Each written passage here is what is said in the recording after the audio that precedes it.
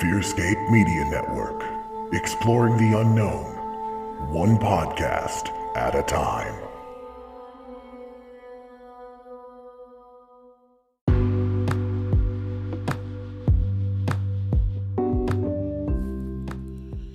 Hey everyone, Josh here from FearScape Paranormal Podcast. Have you been to our website, FearScapePodcast.com? There you can check out our store with all of our awesome t-shirts, check out guests that have been on the show, listen to the podcast directly on the website, even donate and help us bring you awesome content. Please consider supporting us. FearScapePodcast.com.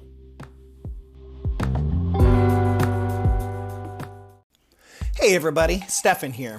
Wanted to let you know that this episode is sponsored by the great folks over at Box Mountain. Box Mountain is a subscription box service that has my favorite subscription box yet, the Cryptid Crate.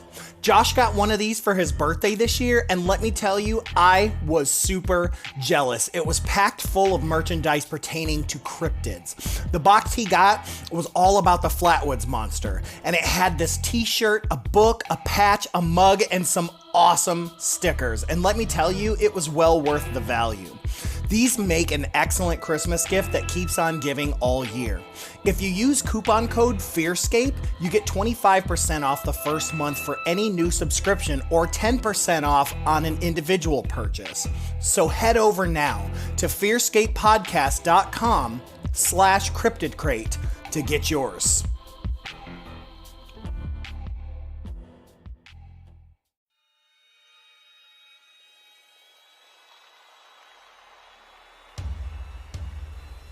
Hello, I'm so glad you could join us. I hope you brought your blanket to hide under.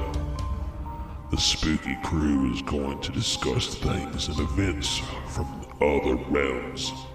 Ghosts, cryptids, aliens. Be sure to hold your blanket extra tight as the boys take you deep into the FearScape.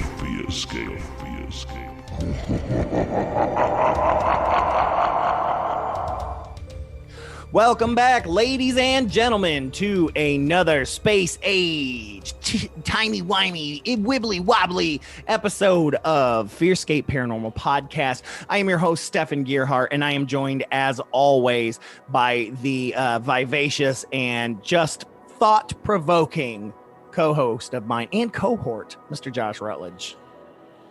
How y'all doing? I really appreciate the thought-provoking add in there at the end, because I feel like I do, especially our little group that we keep going in Facebook Messenger, me, you, and Santosh. Mm-hmm. I feel like I push the limits of our expectations. You do, but the thought-provoking I was talking about was trying to figure out what the hell you are, to be honest with you. Oh, okay. Well, I think I'm I'm like half man, half goat, half werewolf, half vampire, half brain. Right, yeah. Your brain is sexy. I'm like the guy from Ninja Turtles, the brain that was like in that dude's talking about stomach. Krang? Yeah. Great, that makes me the robot that he sits in. I feel like somebody needs to do some sort of a cartoon depiction of that. Oh yeah, and Santosh is totally Shredder. So so totally Shredder. We're done with that. So we've got a very, very interesting show tonight. Thank you guys so much for tuning in. We have a really fantastic guest going to be joining us tonight. His name is Jim Schmidt, and he's written a book called The Way of Existence. It is a very, very interesting sci-fi type book, though this, according to him, is a true story, memories that he had, and we'll get into that a little bit right before we introduce him. We'll read his introduction to you and just kind of get you to know about him, but we want to talk to him because these are some interesting memories. The book is exciting, and we have a lot of questions, so make sure to stick around after the break so that you can hear that interview with Jim Schmidt. But let's get cracking. You ready to get cracking, Josh? I'm ready to get cracking. All right, well, as always, then, our first segment is the psychic word of the week. And now, the Psychic word of the week. All right, psychic word of the week comes from the Encyclopedic Psychic Dictionary from June G. Bletzer, PhD. Rest in peace, honey bunches of oats. I miss you already, and I never knew you. So I flipped through, landed on the letter S, and where the phrase that stuck out to me immediately was scarab beetle amulet. Okay. Bet you can't guess what that is. Is it like the things then in the Mummy? It's an amulet that's a scarab beetle. Thanks, June Bletzer. No, let's see what it says here. Says a preserved real beetle or a replica of a beetle made from a gem used to bring psychic information, guidance, and insurance of eternal life to the owner.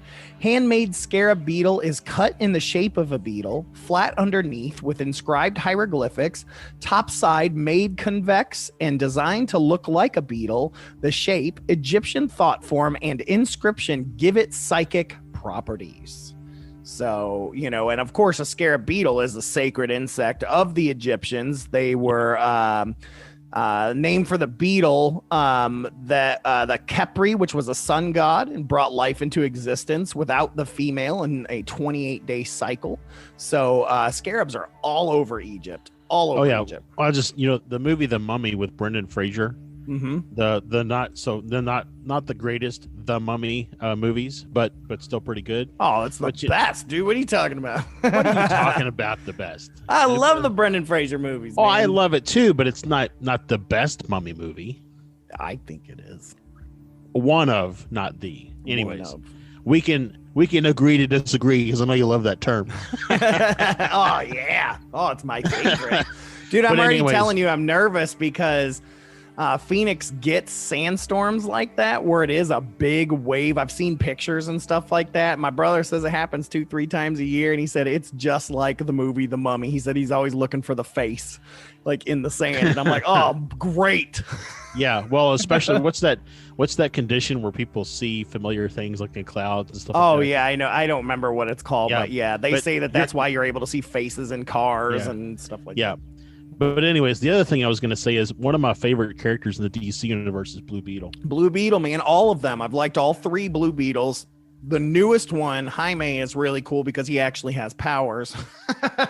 Ted Kord's probably the most famous. But what's interesting is that the first Blue Beetle, I can't remember his name, he kind of had power and it kind of gave him strength. But when Ted got it, he didn't get it because you find out when Jaime gets it after... Spoiler alert, Ted gets killed by Max Lord, that it's picky about who it chooses. And so like when it finds Jaime, it gives him like this full range of powers that the first dude didn't even get. And poor Ted never got any powers. He was basically like a weak Batman. Yep, but a beetle. So he just crawled around everywhere. But no, Ted Kord was awesome. He was real smart. But yeah, I love Blue Beetle. Blue Beetle is one of my favorite characters. Like I said, all 3. I love all 3 of them. So we've talked about the beetle amulet, and now talked about 3 different things with the thing beetle in it. Can we tie it all together? Beetlejuice.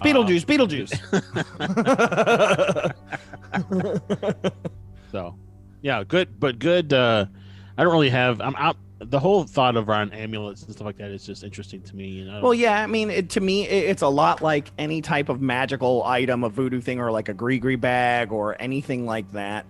It's just something, anything can be made potent magically if you put enough intent into it, in my opinion. I mean, sure, why not? I mean, with Reiki, you can create a Reiki box where you can store energy to be used later.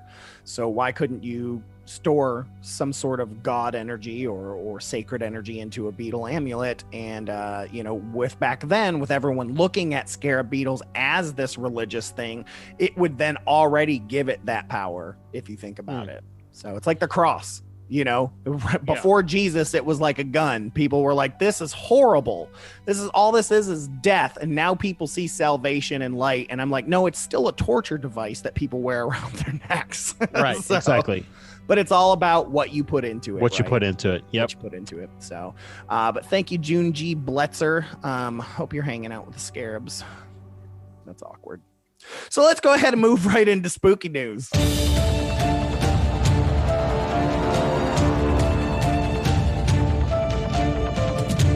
All right, so for spooky news, I actually have two stories for you. I got a shorty and a longie. All right, so I'm going to give you the shorty first. Is that like an innie and an outie? Yeah. Okay, I got the short one I'm going to give you first because it is hilarious. And Lance and I actually talked about it on Misters of the Dark and made it a part of our upcoming episode because it's so ridiculous. But it's true. This comes from CNN.com, and the headline reads, Japanese town deploys monster wolf robots to deter wild bears. Yes, sir. A Japanese town has deployed robot wolves to scare off bears that have become an increasingly dangerous nuisance in the countryside. The town of Taikikawa on the northern island of Hokkaido purchased and installed a pair of the robots after bears were found roaming neighborhoods in September. City officials said that there have been no bear encounters since. Bear sightings have been at a 5-year high, mostly in these rural areas in western and northern Japan. The robot, called Monster Wolf, consists of a shaggy body on 4 legs, a blonde mane, and a fierce set of glowing red eyes. When its motion detectors are activated, it moves its head, flashes lights, and emits 60 different sounds ranging from wolfish howling to machinery noises. This was created by Ota Saiki, and he sold 70 robots since 2008. The real Japanese wolf roamed the central and northern islands of the country before being hunted to extinction more than a century ago, I'm sure by white people. Taikikawa city officials said that the bears become more active and dangerous as they search for food before going into hibernation in late November. So yeah, this is crazy. Like, people, you need to look up Japanese monster wolf robots and see the picture of it. I mean, it looks like a werewolf, man. Does it look like the I don't know what they're called, but the wolf from Game of Thrones? No, not at all. This looks like a Halloween werewolf. Like, oh, okay. This is exactly what this looks like. It's crazy looking, man. It's hilarious. But yeah, heads up, everybody. You should check out the Misters of the Dark episode with Ricky Blaylock because we talk about the robotic werewolves, and we actually buy some in the show. So anyway, so that's that story. The second one I have is a little more legit, but it's huge space news. This comes from sciencealert.com, and it says, it's official. The fast radio burst coming from within our galaxy is repeating. Whew, that's big. So this says the first object within the Milky Way galaxy caught emitting fast radio burst is now officially a repeater. In a new peer-reviewed paper, it has been described as spitting out 2 more powerful radio signals consistent with those seen from extragalactic sources. The new signals, however, are not all the same strength. This suggests that there could be more than one process inside magnetars that are capable of producing these enigmatic bursts, and that SGR 1935 plus 2154 could be a dream come true, an excellent laboratory for understanding them. These fast radio bursts have been a puzzle since their discovery in 2007. They're extremely powerful bursts of energy, only in radio frequencies, lasting just milliseconds long at most. And I think they even did a episode on one of the shows on Gaia on this, by the way. And there were several major difficulties in figuring out what they were. And until April of this year, the fast radio bursts, known as FRBs, had only been detected coming from outside the Milky Way, millions of light years away, way too far to do more than, at most, track them down to a general region in another galaxy. For most of them, we haven't even been able to do that. And while a few have been detected repeating, most FRB sources have only been detected flaring once and without warning, which makes them incredibly difficult to trace. However, although a handful of FRBs have been traced to an origin galaxy, astronomers were no closer to confirming a definite source of the signals until this one. On April 28, 2020, a dead, highly magnetized star within our own galaxy, only 30,000 light years away, was recorded emitting an incredibly powerful millisecond duration burst of radio waves. Once the signal was corrected for distance, astronomers found that it was not quite as powerful as extragalactic FRBs, but everything else about it fit the profile.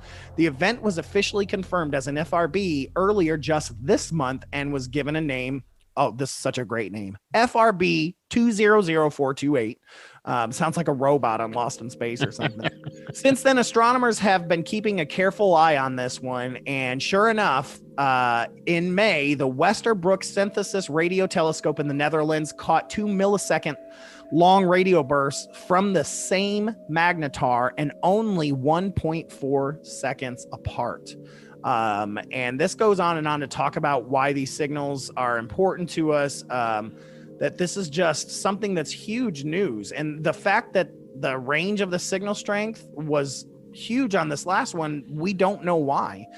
They say, assuming that a single emission mechanism is responsible for all reported radio bursts, it has to be of such a type that the burst rate is close to independent of the amount of energy emitted across more than 7 orders of magnitude. Woo!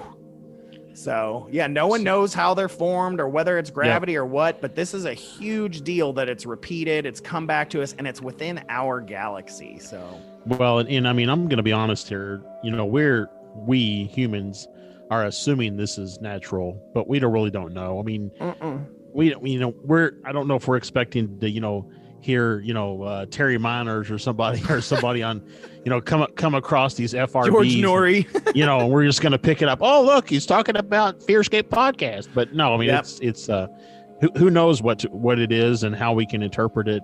But it is really cool that it's repeating. And there's a lot of noise in space, just general. There's just a lot of noise in space. So there, because everything, you would think that it's a vacuum and so you wouldn't hear anything, but in fact, stars and planets and everything else, they make all kinds of noise, and we pick all that up. But this is really cool that this is the first time that a sound burst has started and stopped, and then B, that it's repeated itself. So. Absolutely. And you can take a look at the deeper research in nature astronomy at nature.com. You can find it in their articles published on November 16th, 2020. It goes really deep into everything. It has all the journals and everything cited. If you're really wanting to take a deep dive and, just do more than hear my beautiful voice, go ahead and go to nature.com and check that out in the nature astronomy section. So very, very interesting stuff. There's a lot of space stuff that's been going on, and it makes you wonder what the flap that's happening right now with everything. Yep. Is this part of it? Is this part of it? Just again, like we talked about with, Ken Johnston a few weeks ago, definitely is a ramp up of activity. Yep. Absolutely is. But anyways, since we're in outer space, let's go ahead and move to our UAP sighting of the week.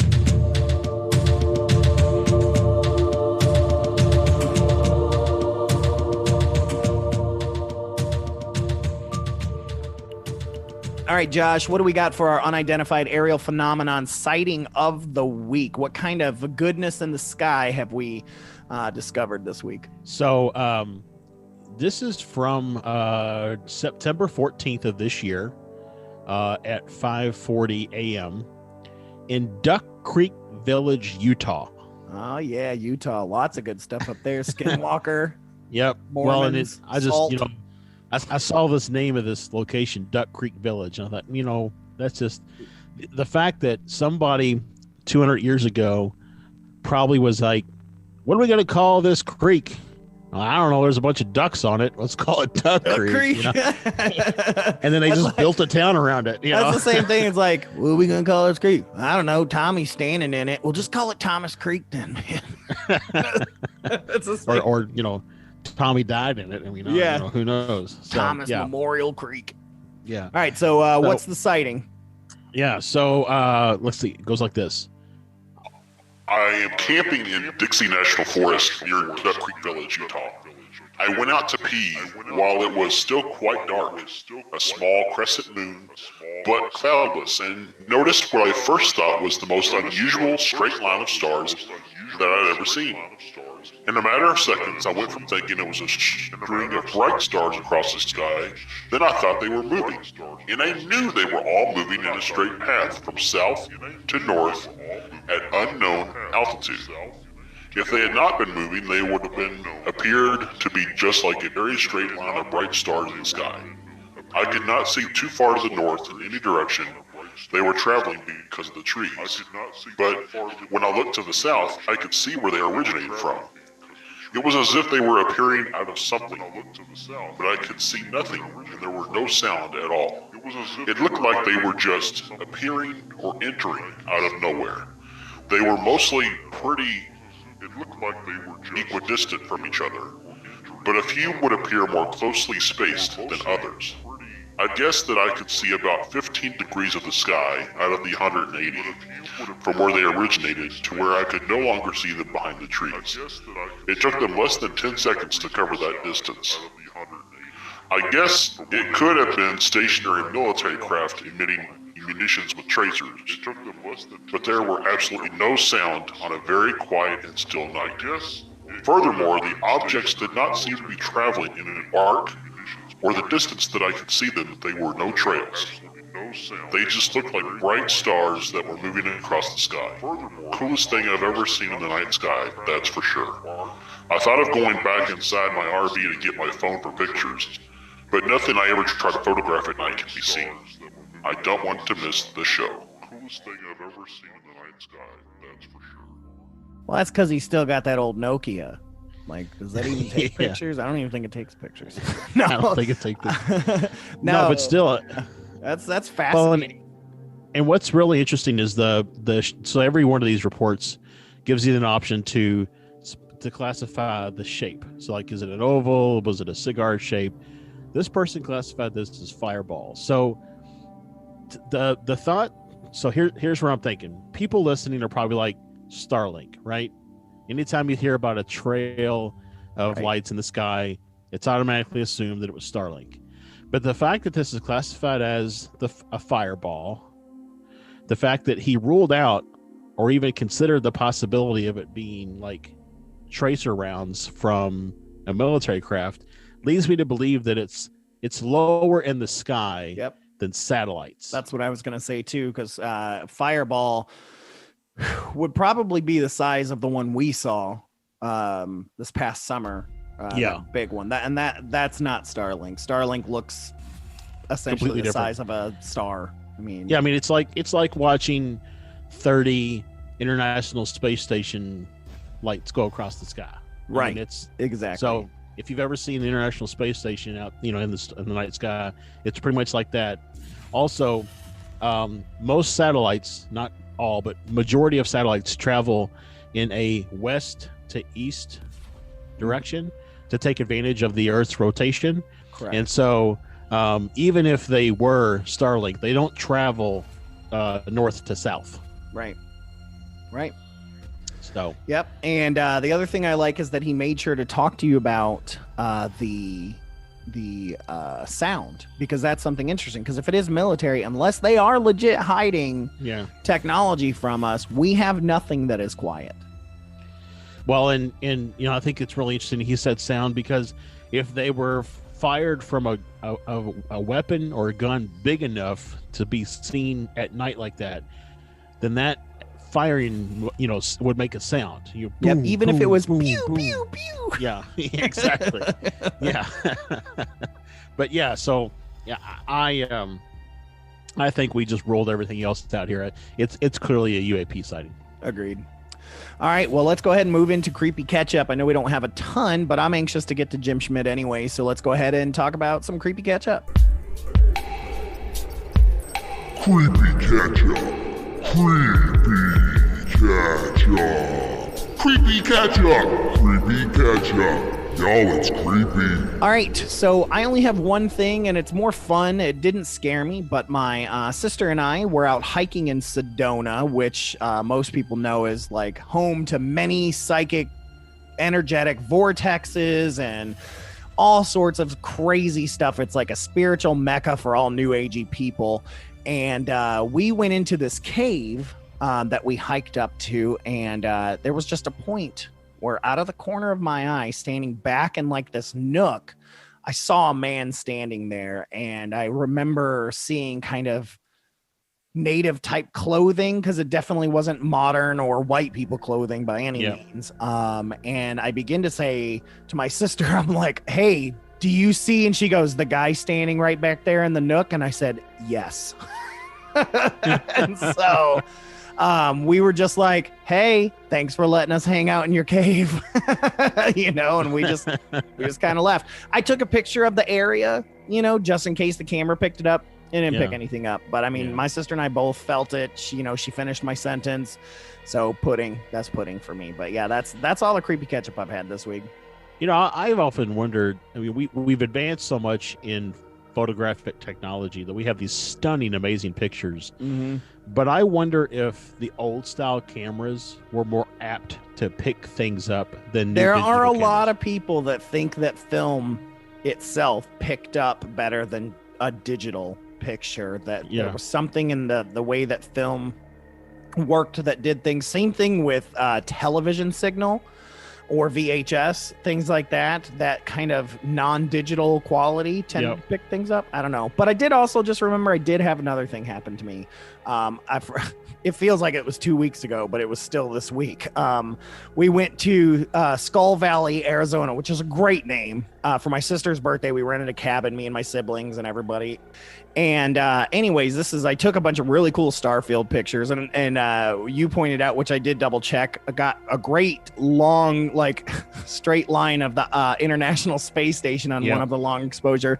And like I said, I did check the time and everything, and that was a good guess because that's exactly what it was. But anyways, it was so dark and so crazy. And this is in the Prescott National Forest, and we're out in the middle of nowhere. And we're just walking around, and my sister and I said, we are not going to use any flashlights for the whole weekend. We're just going to let the stars light our way. And so we kept getting used to stuff. Well, anyways, every single time that I would be walking by myself outside, because there was this like community area that was a part of this farm that you could go to. No one else was there. It was just us, but it had like hammocks and tables and all kinds of stuff. So we'd go hang out there because they had a fire pit and stuff. But a lot of times I would go either first or last or whatever. But I'm telling you, every single time that I was walking, I could hear someone walking with me. It was 2 sets of footsteps every single time. And when my sister and I were walking together, and my brother and I were walking together, it sounded very different. Like that was 2 sets of footsteps as well, but they were solid. Like it is the only way I can describe it. But I kid you not, every single time I walked by myself, I could hear another set of footsteps. Sometimes it'd be to the right of me. Sometimes it'd be behind me. I wasn't scared. I almost felt like they were just kind of watching out for me just in case a bear got me or something. But it definitely gave me the chills, but in kind of a cool way. I just, like I said, for some reason I wasn't scared. But it was really interesting. I mean, it's like, and it wasn't an echo, it was very different. It did not match my footsteps at all. It was very different. Like they took smaller steps than me. So very, very interesting. And sorry, I thought I had already told that, but like I said, it feels like 2 weeks. you need to get a digital audio recorder. And just when you go out and do stuff like that, just like when you're walking or out in the desert or whatever, just hit record and just let it. I have it on my phone. I need to. Yeah, I don't ever think to use it in those instances because I don't know. Who knows what you're going to pick up? Yeah. I don't know. What about you? Anything happened for you this week? Yeah, so 2 things. One is kind of spooky. The other one is just kind of interesting and funny. So the first one was my daughters are back home for school because of COVID. They have to do homeschool for 3 weeks or so, and probably more. But so I've been having their windows open every day. Okay, so like blinds, twisted open to let some sunshine in while they're in school. Right. The other night I was walking down the hallway, and I just happened to glance into the first room, my daughter's room, and on the other side of the blinds in the window, I see these 2 glowing eyes looking back at me. Ooh, you haven't had that in a minute. No. So I do like a triple take, still see it. But I kept walking. I was like, well, so I got back to my other daughter's room. There's nothing there. I was like, well, I'm going to go turn around. I go back and check. There's nothing there. But what's really interesting is my first daughter's room is about 4 feet off the ground. Like you would have to be pretty tall to be standing there and for me to see glowy eyes through the window. Yeah, so definitely not a raccoon. No, definitely not. No. And honestly, I mean, I feel like I've I'm pretty sure, we've seen stuff in my backyard. We've seen stuff go across the roof. And I do feel like things look in and watch us sometimes. But again, I never get the feeling of like it's negative. Right. It's just more that they're interested. Right. So that's the first thing. The second thing is, and I'll tell a little story because it's relevant. So when I was in high school, I went to my cousin's birthday party. I think he was turning 13, and everybody was giving him kind of goofy things. And he got the present that was from his parents, and it was a box, like a sleeping bag box. And he's like, "What's this?" And he's like playing around, opening it and stuff. And I blurted out, "It's a box of shredded money."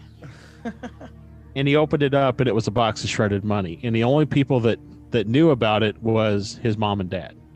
And so they were amazed that I would just guess that off the top of my head. Which now, we've talked about it. I have some intuition and stuff, and I know that.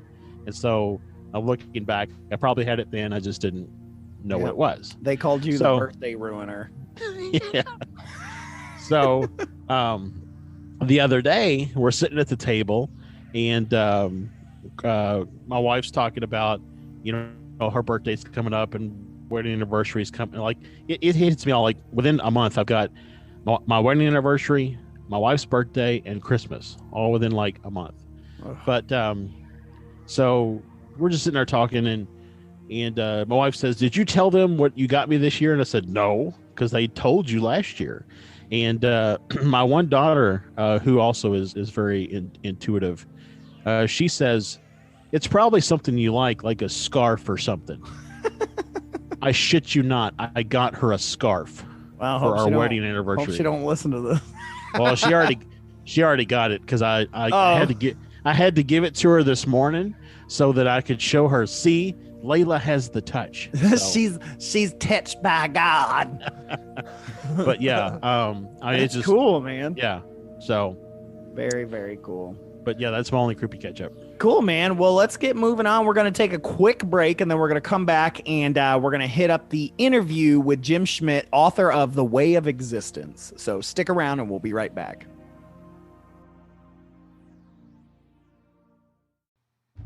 The SCP multiverse is under constant assault, and destruction can come at any moment.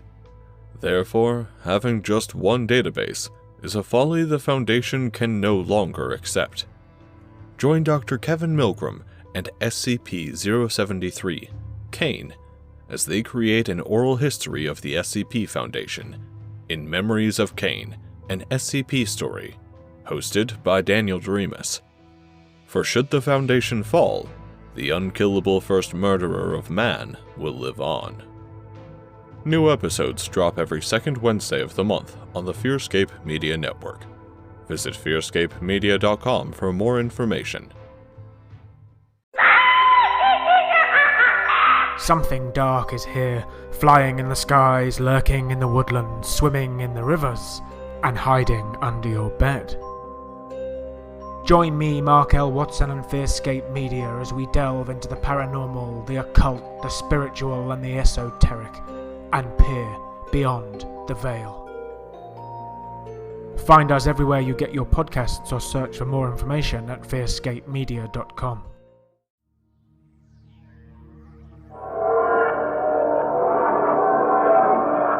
The Way of Existence by Jim Schmidt. Introduction. This is not a work of fiction. These are my memories. They are memories of my experiences and a few experiences of others as they were told to me. These places, people, and my relationships with them exist. I have filled in blanks like the exact words of conversations, which anyone would be hard-pressed to remember from a week ago. This reads more like a series of short scenes instead of a detailed plot because of the limits of my memory. I remember important events that were emotionally intense for me. I do not expect everyone to understand everything in these books. I have made efforts to explain things that might be difficult to understand, but I have to limit how much I explain, or I will never finish this story. This is not based on any religion, philosophy, or ideology. It is only my memories and what I have learned from my experiences.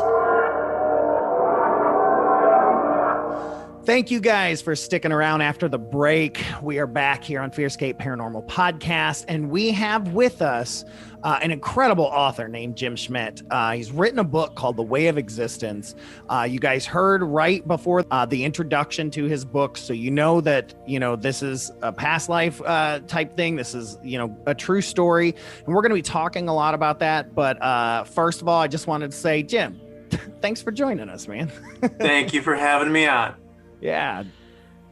So Jim, we know a little bit about the book at this point in time. We've kind of let our listeners know kind of the synopsis of the book. Your beginning paragraph that you include in the first page of the book. Which is what drew me in. Yeah. I mean, I'm going to tell you right now, not to be a fanboy, but that introduction, and I got to tell you, I don't normally read introductions because they're usually like 25 pages of just like, and then I met my wife and she just scratched my back one night.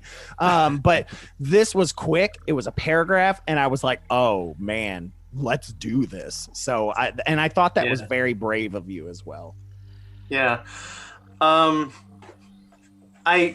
have gotten a few questions about the book so far. If this is where did this come from? Mm-hmm. What religion is this? What cult did this come out of? What cult ideology is it going to come out of, right? And no, this is nothing but my actual experiences and my actual memories. And they're absolutely not. I spent years actually searching different religions and philosophies and stuff like that, and I learned a lot, but nothing really explained this except it's just my memories. And I do have to say, though, as I explored like different religions and philosophies from around the world, there were bits and pieces that I found. And I thought, well, hey, this kind of makes sense. This fits in with what I remember here or there. Sure. In different places. Well, I mean, and that's a lot, which we're big believers in, is that ancient astronaut theory that these extraterrestrials or ultra-terrestrials long back in the day, they were the gods around the world. Yeah. They were just interpreted via their own, humanistic point of view at the time. That's why so many are so similar, yet different, yet these were cultures that never touched one another, right? So, we're 100% behind that. Well, and so I have to know, I am very...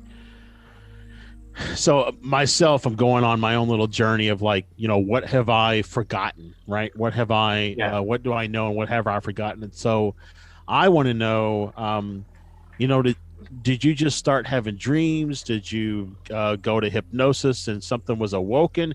How did you know that you had these memories from past lives?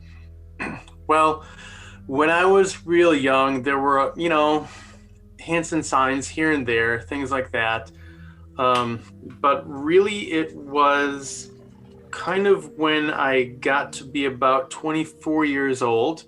I had gone through a series of real stressful events in my life.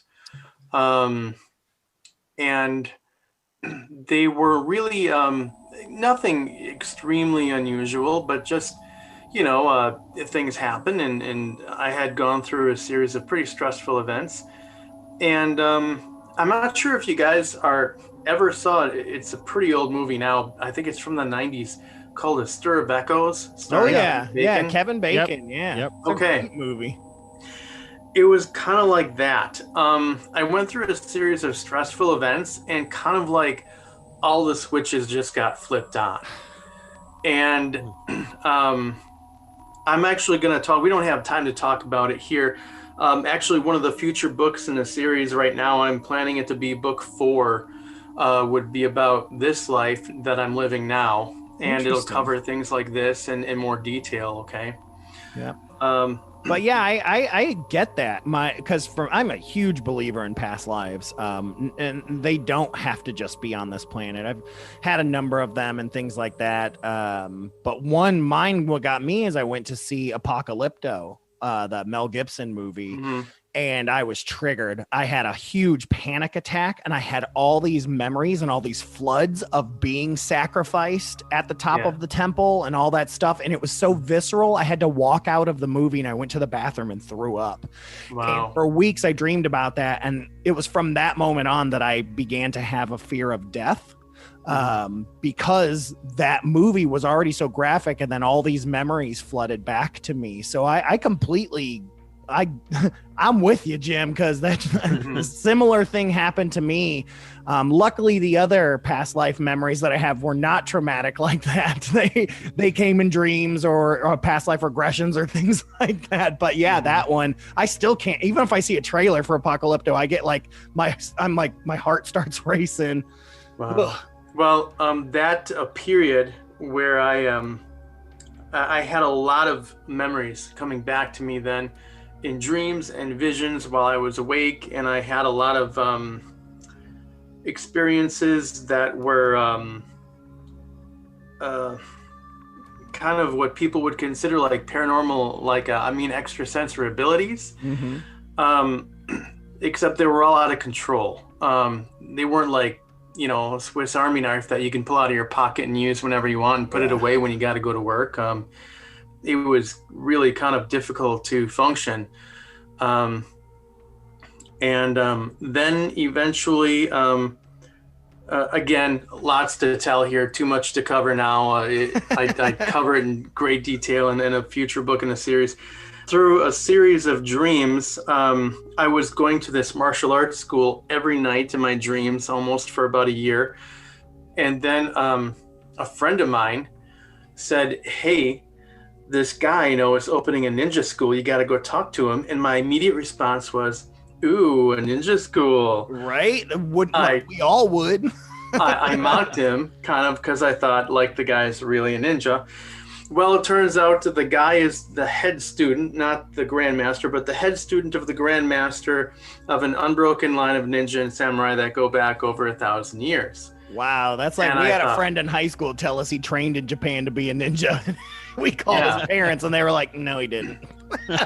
So I thought, okay, cool. So I do want to go talk to this guy.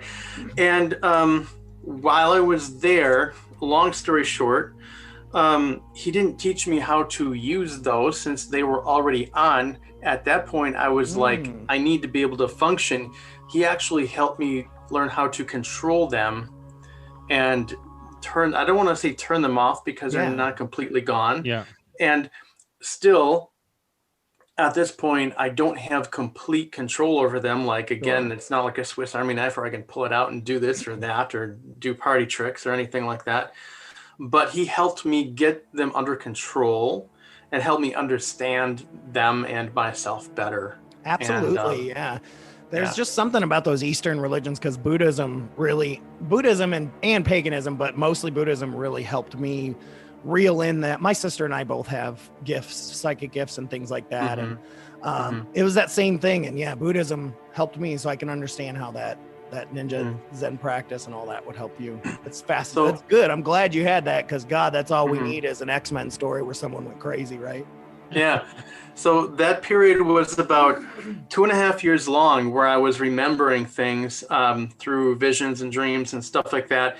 And towards the end of that, it was actually through that school where I met a very gifted Native American woman who was doing a past life regression for me.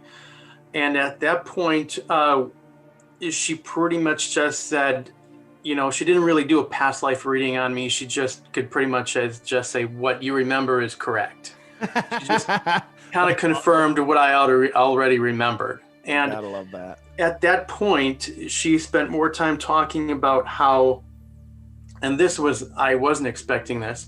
She told me at that point that I was supposed to write books and leave them behind. She was very clear and specific that I was supposed to leave them behind. And that was about 25 years ago now. So what do you think she meant by leave them behind? Well, there's a couple reasons. Right now I'm not doing ebooks. I'm only doing paperbacks. Ah, okay. That makes sense. I know I'm going to be flooded with people saying, hey, why not just do the ebook? I just want to download it. I don't want to pay the extra for the paperback. I don't want to wait for it to get here, blah, blah, blah. But I don't know anybody who's ever inherited a digital media collection.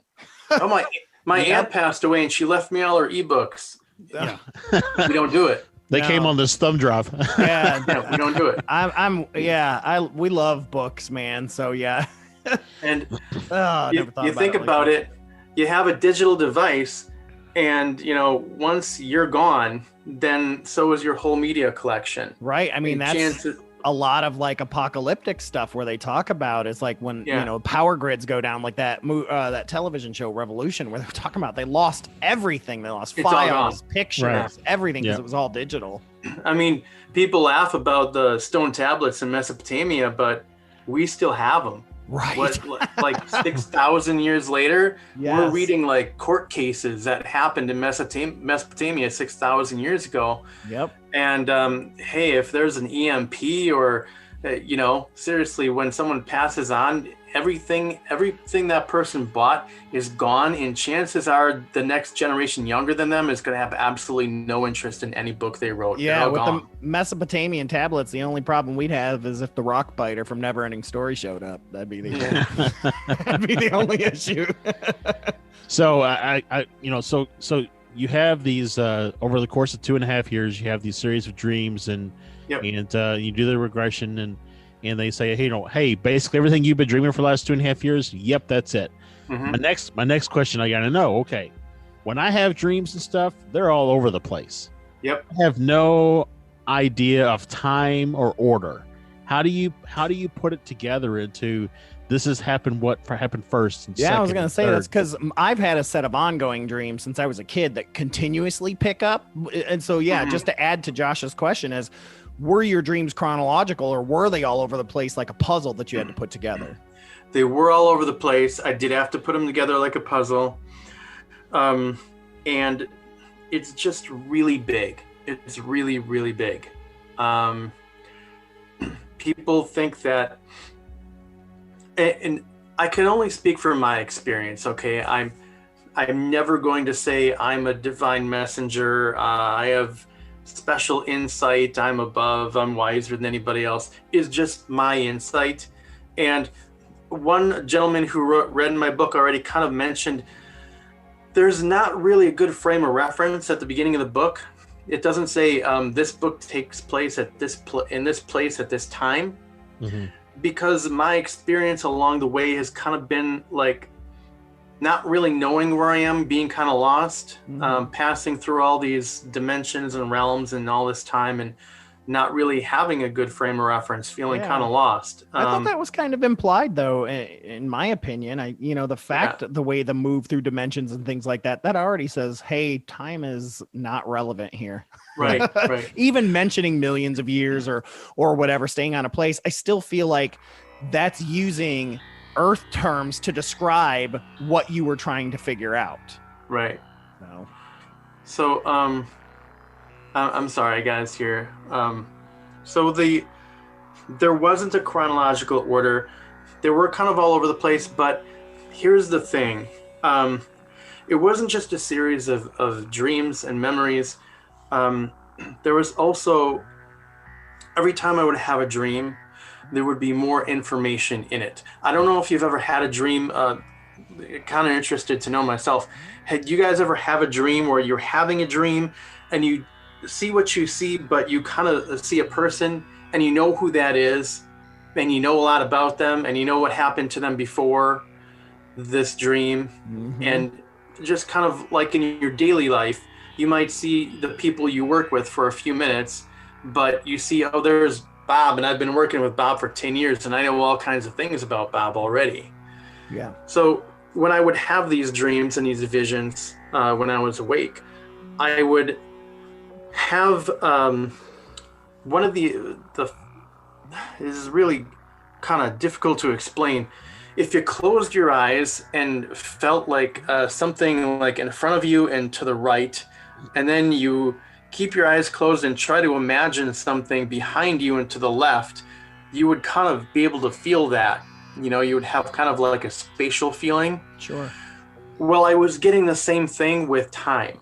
When I would have similar visions and dreams over and over again, and one would feel like it's just a long, long time in the past. Wow. And after a while, I would just feel this one is further back. I know it's further back than this other one that I'm having. And that kind of helped me piece things together. And something else that I've found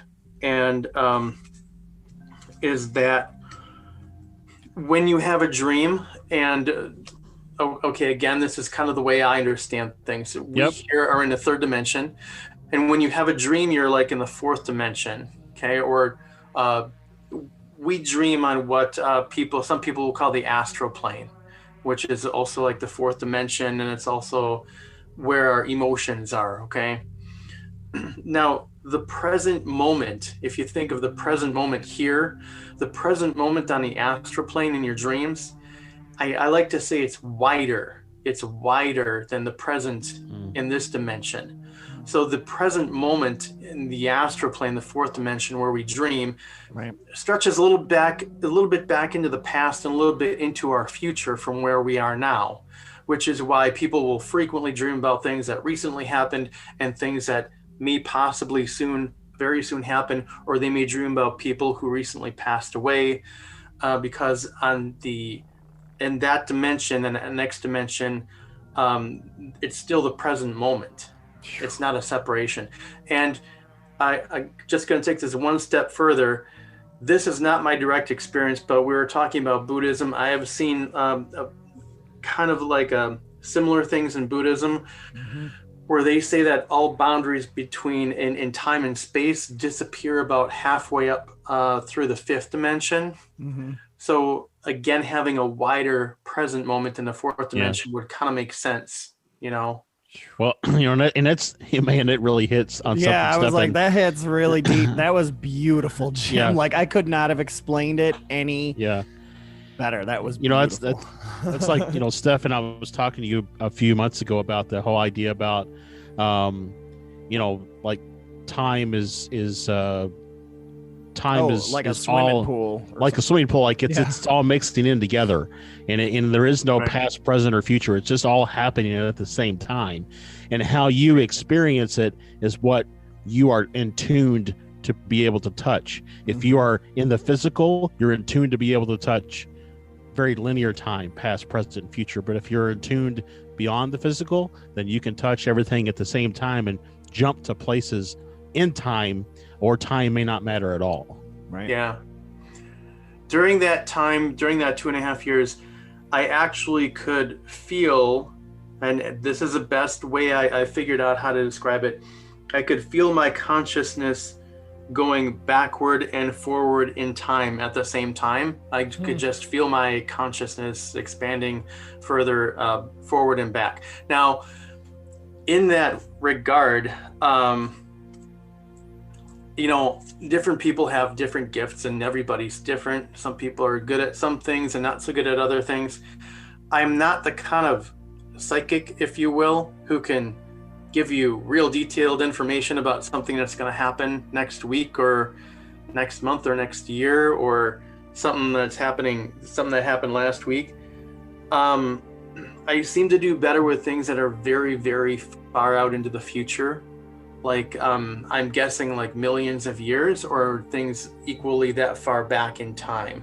Very interesting. So very far back, but as far as like immediate and recent, no, just not there for me.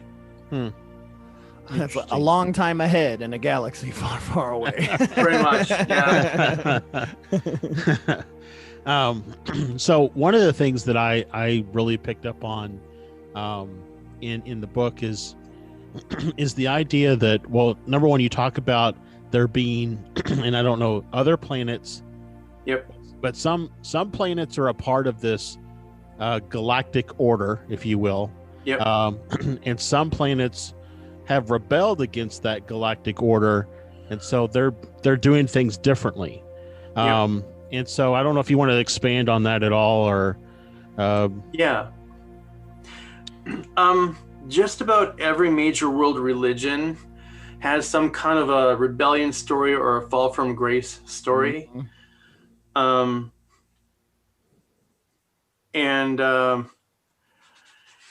You know, I just don't know another way to say it.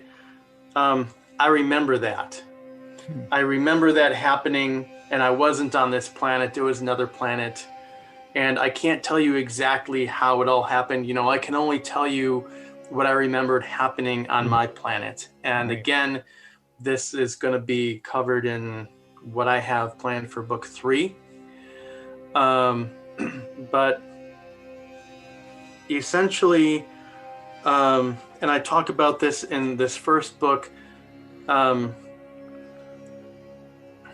one of the main ideas, I'm sorry, I got to kind of jump around here a little bit. That's all right. One of the main ideas I have in the back of this book is that I say planets are stations where energy evolves upward from nothing to souls ready to begin their journey to heaven. Okay.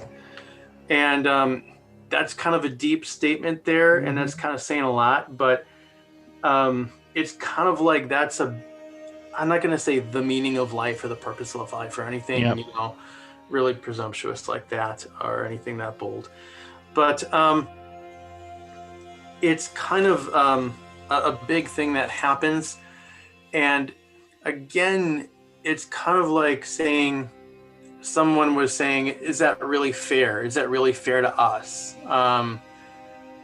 We should have really free choice, free will, you know?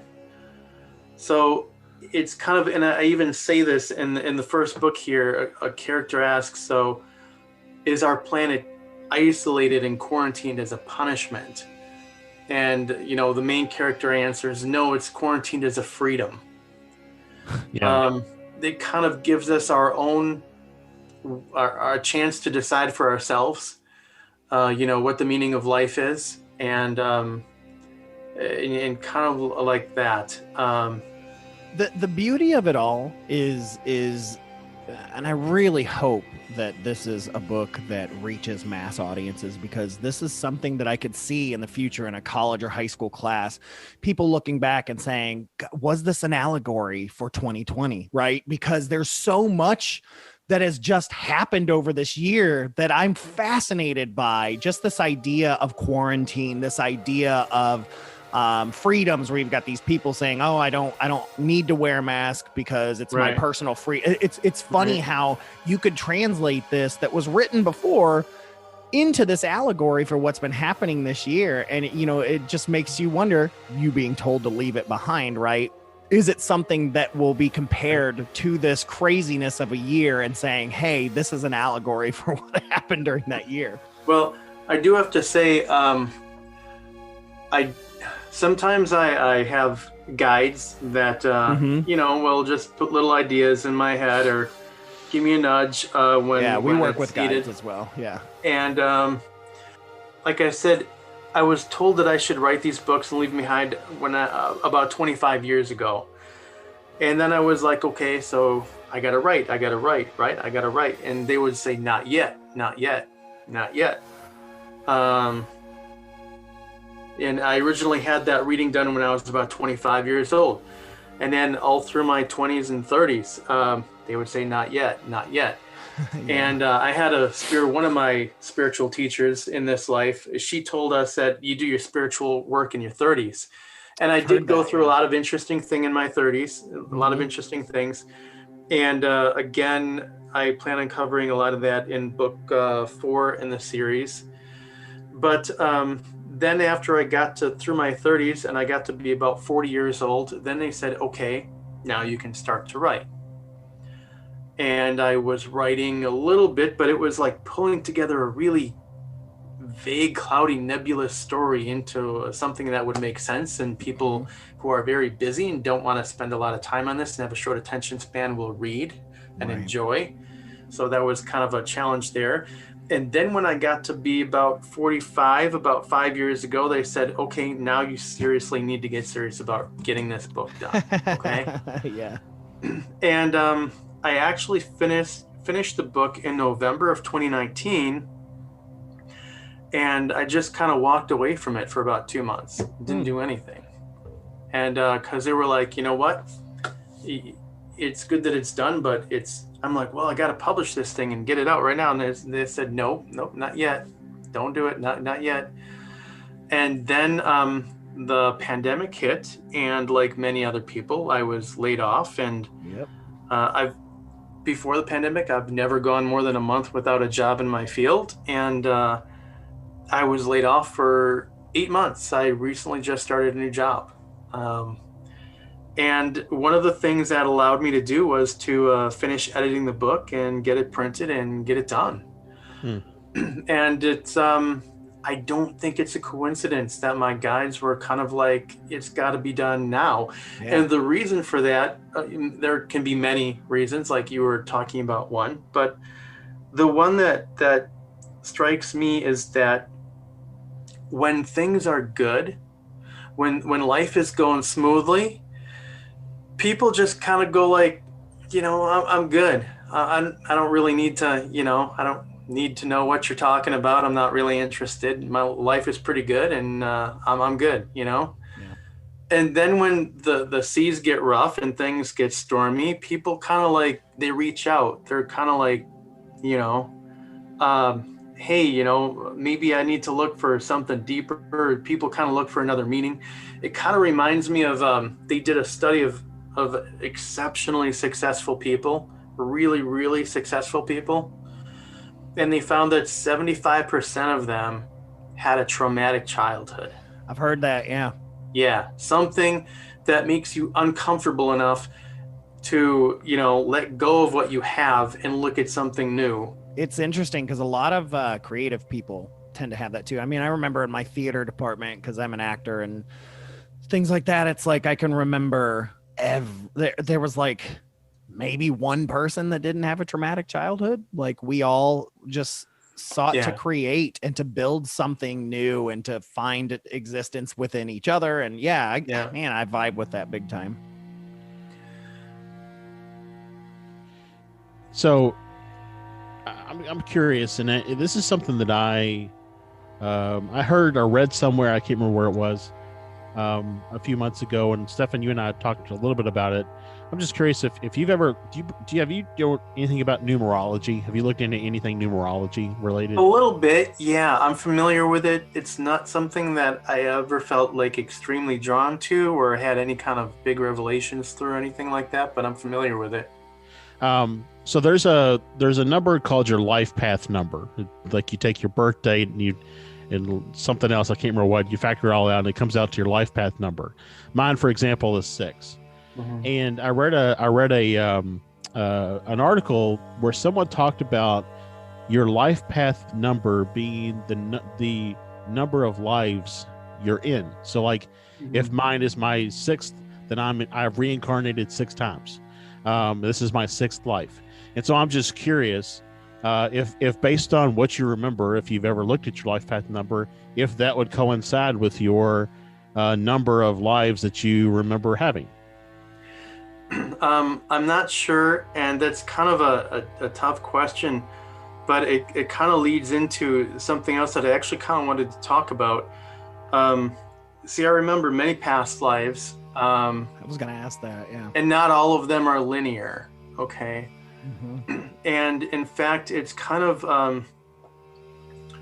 I think one of the things that I try to start to touch on here, kind of in this series of books, a big part of it, a big part of the reason why I wrote the books is because I realized that a lot of people see reality in a way that I don't. And also, I'm going way off on a tangent here. I'm sorry. No, we love tangents. I had an uncle who was a biochemist, and he kind of got me interested in science real early on.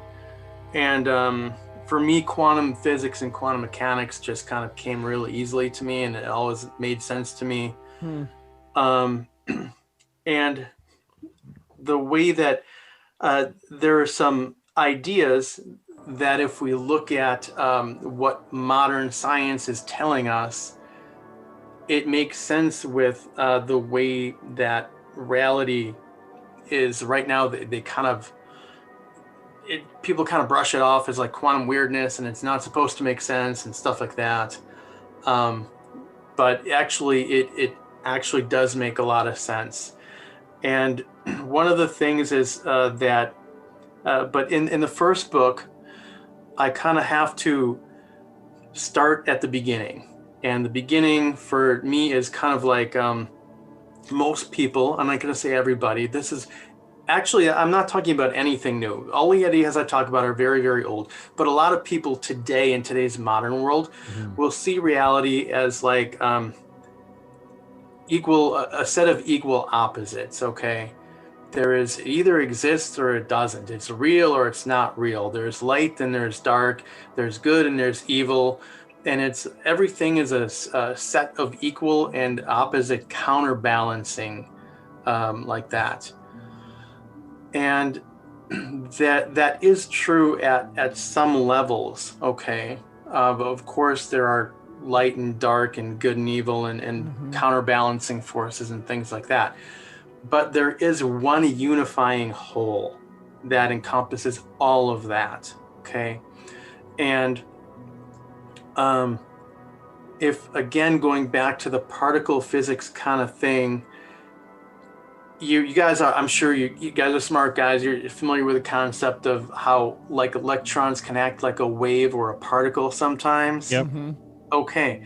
So there's some energy floating along and it's a wave, and then it condenses and it becomes a particle, and then it becomes a wave again. And then a little further on down, it becomes a particle again. Now, is that second particle the same particle as the first one? Well, it depends, because when the first particle kind of turned into a wave, some of that energy might have scattered off to the far corners of the universe. But when it comes together as a particle again, it's just going to grab some more energy from nearby and use it to condense into whatever amount of mass that an electron needs to be an electron again. So that second electron might be like 99% of the last electron, you know?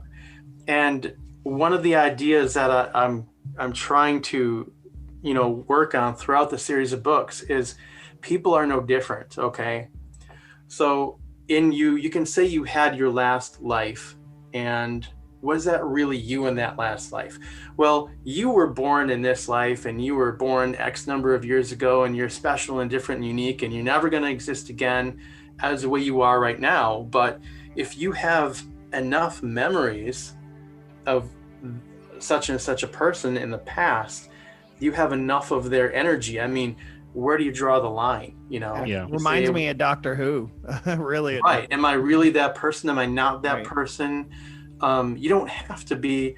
You know, if you were the exact same person, life after life after life, how would you grow? How would you be able to? Exactly. You know. Yep. So you're. And would you be? I mean, you know, are we who we are because of our experiences or because of what we're made up of? Right. Right. So. I have a number of memories of a number of past lives, but not all of them, you know, I'm gonna say are the way that people kind of think, you know, this is me and I only pass through these certain lives. You know, there's all kinds of energy that comes to you from past lives and past beings, and you know, is that could be a whole discussion in itself, but right. So I apologize. Getting back to your original question, Josh, I don't know what my life number is. I think you called it. Yep. Life path number. Yeah. Yep. Life path number. But it's kind of hard to say. And again,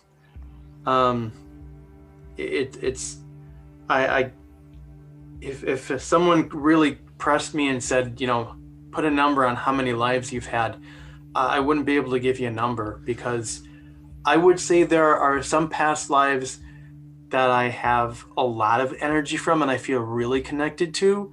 And then there are others that are kind of just, I have kind of hazy, vague memories from, where maybe I just got a little bit of energy from that being in the past. And Well, I'm it's not like really the connected main to it. character in the book, right? I mean, that lifespan just before the book even opens was Millions of huge. years. Yeah. So, Right. And I'll talk about this more in book 4, but a big part of that was a time dilation factor, which again, if you look at relativity, it clearly states that gravity does affect how fast time passes. right. So in that character's experience, he experienced millions of years. What we would call in this dimension that we are in, it was maybe a couple 100,000 years. Right. Well, that's something that Stefan, we were talking about the other day. What is a year for us could be 1,000 years for some other planet going around a different star. Right. So, time is only relative to our understanding of time. So, Well, isn't that like that Christian concept as well? That like a year or a day to God is like 1,000 years or something. Well, I don't remember. Right. But it's well, here we go. If we're looking at God or gods being ETs, right? It's possible. But I mean, you look at the theory of light. Faster than light speed. Whereas to them it's a few seconds, but back here it's been years. Mm-hmm. So very. So that stuff blows my mind. So I asked the question around numerology, and I am quite into numerology in the relevancy of numbers. And one of the big numbers that Stefan will know that we've been talking around a lot about is the idea of the number 3 that exists a lot. Which for me already was a number, because comedians, we always think that humor happens in 3s. Mm-hmm. But one of the things I picked up on or I saw or I made reference of is that the first page in the book that uses the title of the book in a sentence was page 102, which roots down to 3. Okay. So 1 + 2 is 3. I did not plan it that way. The page that gives the premise of why worlds are quarantined was page 138, which adds up to 12, which roots down to 3. So you may not have planned it that way, but the numbers were in your corner, so to speak. So. Now you're gonna see 3 everywhere. You're welcome. That's what Josh did to me. I see 3 everywhere.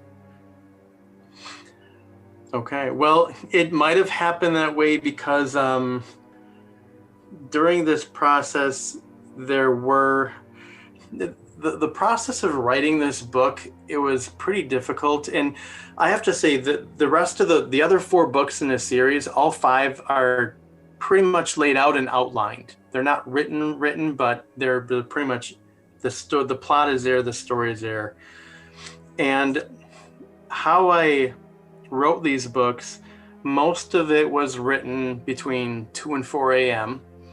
And it was more like connecting. I don't want to say like channeling, because I wasn't channeling like some other spirit or something like that. It was me, but it's more like I had to connect to another part of myself that I normally am not connected to when I'm at work or shopping at the grocery store or something like that. Right. And I mean, we talked about that idea of time just existing, right? I mean, and it could be you connecting with yourself from that time. It's just happening now. Right. Well, I really say, and I'll talk about this more in future books, your DNA, I think, is really just an antenna. It's an antenna that kind of tunes in a spirit, that tunes in an energy that is your spirit in its current state, and hopefully your soul, your energy learns and changes and grows during this lifetime. And, towards the end, if you live a long enough life, the DNA that you have, the body that you have, it's kind of not really serving your spirit anymore. At a certain point, it's going to start to limit, your growth. But what I would do is I would kind of write late at night, and, during the day, I couldn't write to save my life. I tried so I could go to work without being tired the next day. But I just couldn't. And then if I stayed up in between 2 and 4 a.m., they would just flow out of me. It would just write. I would just write like crazy. And that's kind of how I wrote the book. You know, something that really, Stefan and I have both been on a really big John Keel kick for like the last 8 months. Been reading a lot of John Keel. And one of the things that John Keel, one of his books is called The Eighth Tower. And it really talks about the idea that there are these entities that are, or beings that are able to manipulate what he calls the super spectrum. And that is to say, that is all of the frequencies of light and energy, that even the things that we can't really perceive in our current state. And so a lot of the things that we see and that we witness are just their manipulations of this super spectrum.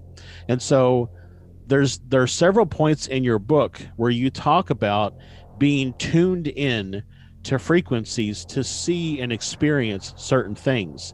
Right. And for me, that really connected between what Keel was talking about in The Eighth Tower and then what you're talking about in this book. So yes, just really for me, it was a really big connection point. Absolutely.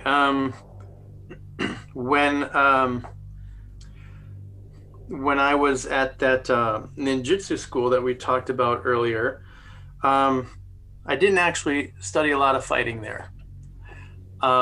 We were doing things more like one day the teacher was thinking of a piece of fruit and imagining that, and we were supposed to he was thinking of like the texture of it and the color of it and the smell of it, and we were supposed to pick up on what it was he was thinking about. But instead of guessing that or seeing that, I said, well, I'm seeing like different shows in my head, and there's like different channels I can just switch between them. And he said, well, hang on a minute here. I want to go check something. And he went and talked to another person who actually was the same nice lady who did the past life regression for me. This was on a different occasion though. And after talking for a while, they came back and said, we think what's happening is that what I was doing is I was clairvoyantly seeing different, I hate to say this, this isn't like the end all be all, but one way that the astral plane is separated around the planet Earth is it's in 7 major sublayers. Okay. Yeah, that was very interesting to me, that concept. Those are the seven realms, correct? That's what I think it was referred to. No, there's 6 realms. 6 realms, sorry. And Buddhism and Taoism talk about the 6 realms. There's a hell, hungry ghost, animal, human, demigod, and God. And one of the very unusual things about me, which again compelled me to write the books, is I actually remember past lives, not just as a human, not just on another planet, but actually as spirits and beings in the other 6 realms. Yep, that is very And Buddhist. normally there's very, very little written about the 6 realms, even in Taoism and Buddhism, especially, well, simply because a lot of Westerners don't accept it. They don't. Right, they don't vibe with that part of it. Reincarnation, so they just don't talk about it. But I actually remember past lives in the other realms. And okay, so there's the 6 realms of Buddhism and Taoism, and then there's the astral plane, or the 4th dimensional body of the Earth, really separates itself into 7 major subplanes, kind of like a rainbow. Okay. Right. And these are just different layers of energy that are kind of separated out by density, by gravity, actually. Okay. And the 7 layers, in the 7 layers, what was happening there is I was clairvoyantly just looking at each of the 7 layers, just like changing channels on a television. Okay. And what they said is they thought that I was a person who was really supposed to be born in the future. And I volunteered to be born early And one of the reasons was to write these books and leave them behind for other people who would come after me to help them kind of adjust in easier way. But what I was doing is I was just kind of, again, what we were talking about, the frequencies, just kind of tuning around where in my head, I can just kind of, it's like changing channels. Just, I'm going to look at this channel, this frequency, that frequency, that frequency. Now, most of the time, what happens when someone passes on, or a lot of the time, there's so many things that can happen after you pass on. I hate to just say this is the way, this is what happens after you die. This is the way. Impossible to say that. But what many people experience is how they live their life, good life, bad life, mean, nice, whatever, kind of draws your focus to one of those layers of the astral plane. Obviously, the higher ones being a nicer place to be, and the lower ones being a not so nice place to be. And when they pass on, they find that they're in that place. They're tuned to that frequency, and eventually they kind of decay from that, but they have to spend some time there. Now, whereas most people just kind of are focused on a layer, I'm able to, like I said, just like changing channels, just say, I want to look at this layer, that layer. But again, I would agree with you completely. It's more like just being able to tune into different frequencies, and that's going to really be your experience there, because it's, you know, what area, what frequency, what layer of the physical world of energy are you focused on, are you perceiving? Man, I gotta say, Jim, like the way you describe things, it's fascinating. I mean, you just really hit home perfectly on ways that I've tried to explain things to people before, and you have such a great way of explaining it. So I appreciate that, because it kind of helps me be able to share that with people. Thoughts that I've had, I can kind of collect, and now I've got a better way. That's kind of the goal. That's kind of the goal of the whole thing, is not to tell people, hey, here's the way it is and you got to believe me, but just kind of to try and help people to understand the world around them and be able to see it for themselves. Because I think the truth, and this is another thing I kind of touch on in the book here, I think the truth is self-evident all around us. And you shouldn't have to look to me, or of course there's messengers and guides and you know, different things like that we can look to for guidance. But if you can't look around the physical world around you and see the evidence of that, backing that up, then what is it? You know, that's why people just say, hey, you know, all of these religions and philosophies are just things that people made up. And if they're true, then we should be able to look around us and see the evidence in the world around us. You know? It's like, and like I said earlier, I mean, yeah, I guess in a way you could say it's making it up, but it's also somebody trying to explain something they don't understand through their own point of view and experience, because that's all we have.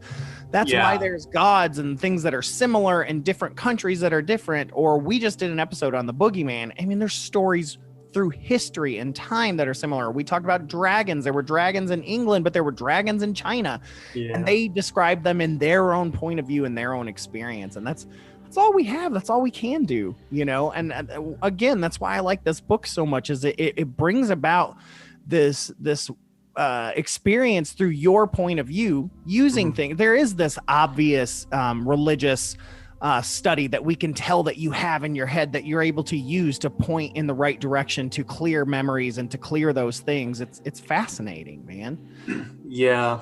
I will say though, I'll drop a big hint here without giving any spoilers. I do talk about religion in a different way in the next book, but I'm kind of having to set it up here in the first book with the idea that, and I haven't really talked about this yet here in the interview. I kind of want to touch on this. Yeah. Instead of reality simply being the ultimate reality is not this balance of opposites. There is a single whole that encompasses both.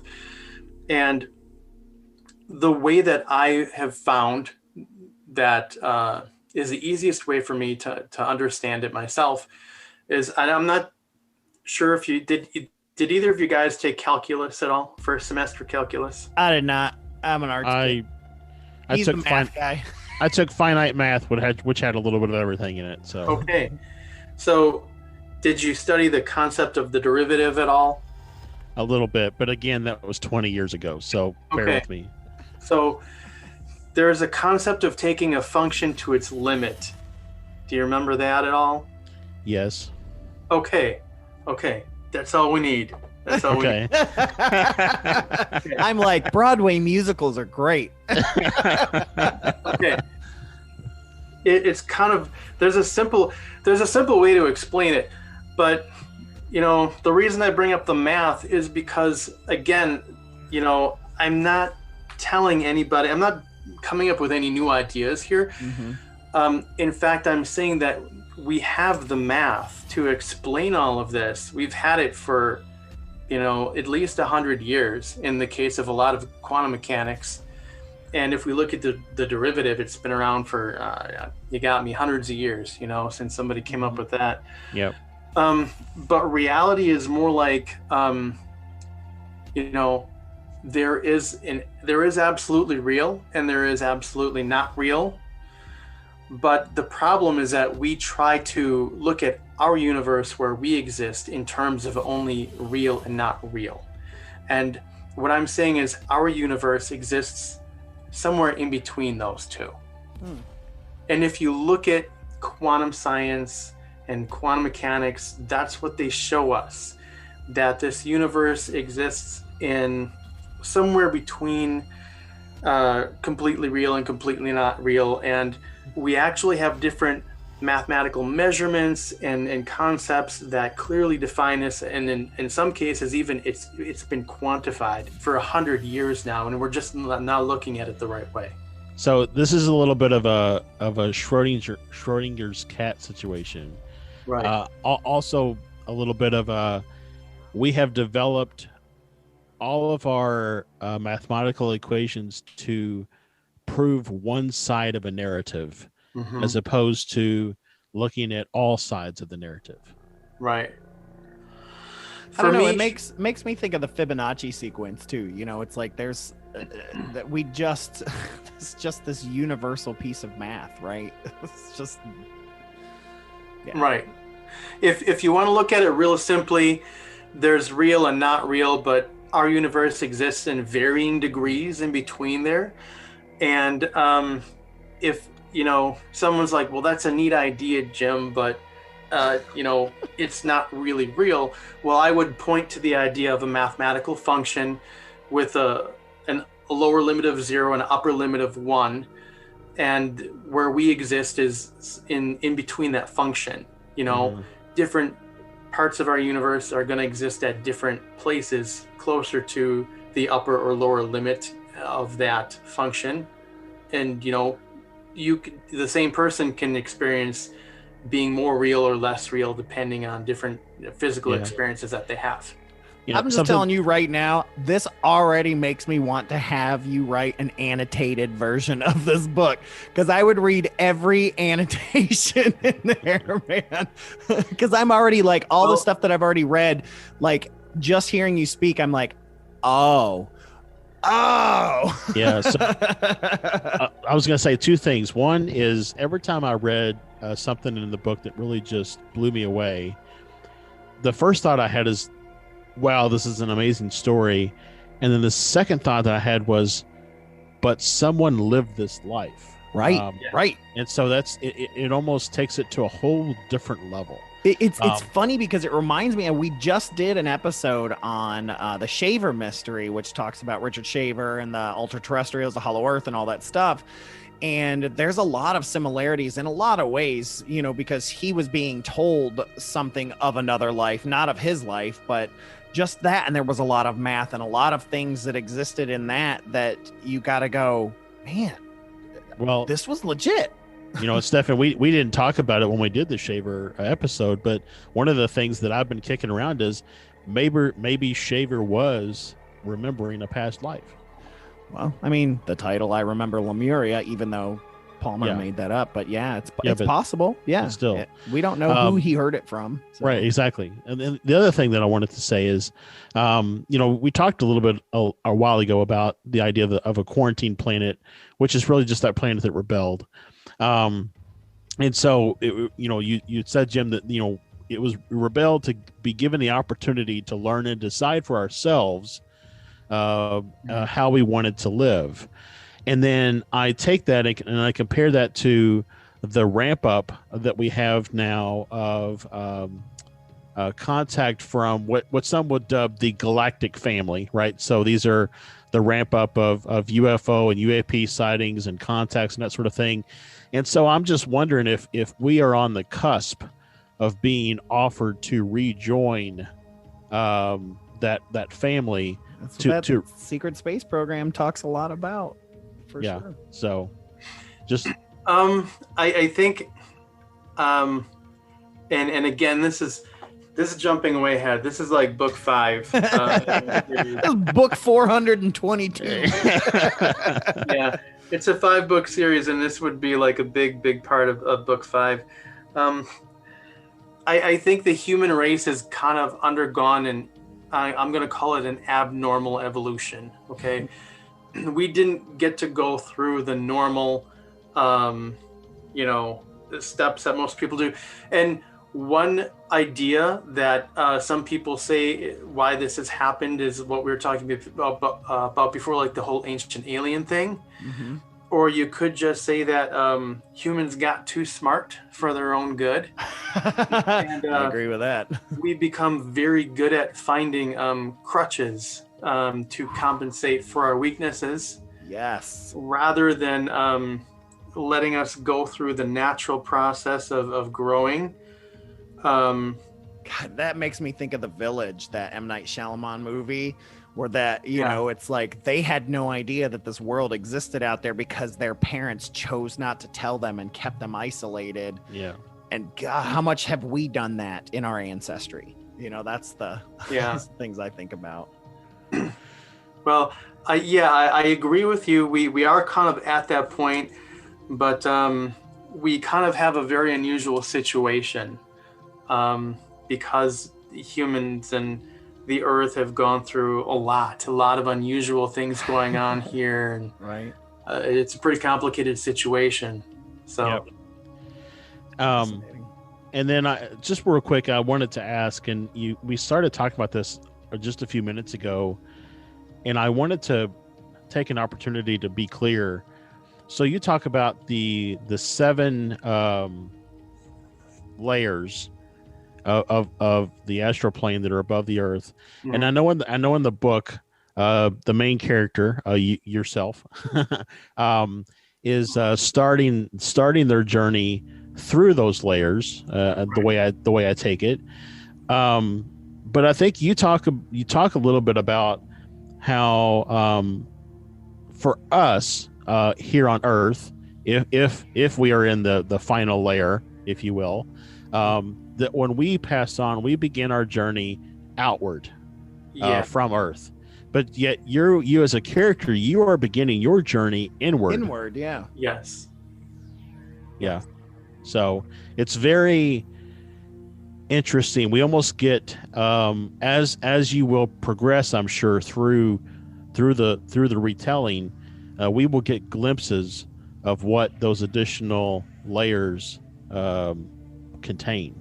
So yeah, and there's just it's kind of strange.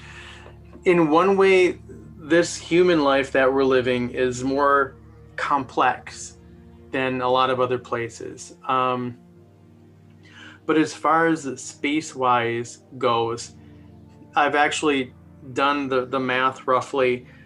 The land, if you take the land area of the Earth and then compare it to the space, the 3-dimensional space between the surface of the Earth and the 7 layers of the astral plane, the Earth's astral body, if you will, go out to about where the moon is.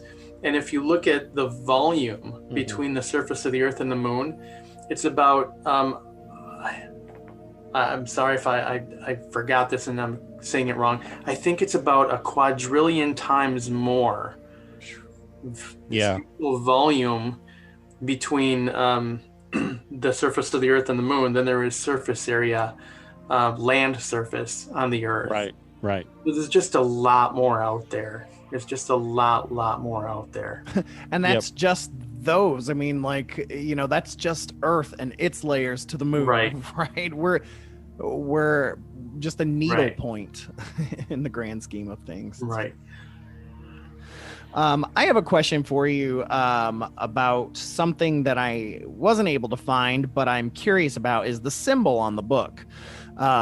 Seems to me, as a pagan and things like that, to me it looks like a sigil of your name. I was able to kind of find your name in it as someone who works with sigils and stuff, and I was just curious if I was right, and if not, is there relevance to it? Like, what's with the symbol?